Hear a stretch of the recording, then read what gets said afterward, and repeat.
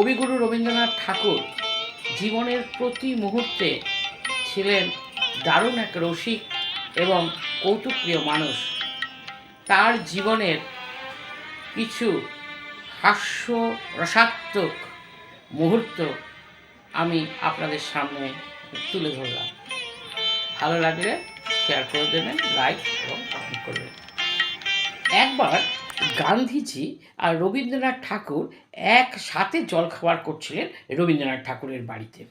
পাতে গরম লুচি দেখে গান্ধীজি বলে উঠলেন, কবিগুরু, তুমি জানো না তুমি কি বিষ খাচ্ছ। উত্তরে কবিগুরু বলেছিলেন, জানি এটা বিষই হবে, তবে এই বিষের অ্যাকশান খুব ধীরে ধীরে, কারণ আমি 60 বছর ধরে এই বিষ খেয়ে আসছি। একবার শান্তিনিকেতনে বলাইচাঁদ মুখোপাধ্যায়ের যার ছদ্মনাম বনফুল, তার ভাইকে দেখে রবীন্দ্রনাথ ঠাকুর মজা করে বললেন, আরে তুমি বলাইয়ের ভাই কানাই না? তা ছোট ভাইটি বোকা সেজে বলল, না আমি তো বিনয়। রবীন্দ্রনাথ ঠাকুর তখন বলে উঠলেন, বলাইয়ের ভাই তো কানাই ছিল, বিনয় কোত্থেকে এসে গেল? একবার রবীন্দ্রনাথ তার পাত্রী দেখতে কিছু বন্ধুবান্ধব নিয়ে বাংলার বাইরে প্রবাসে গেছেন।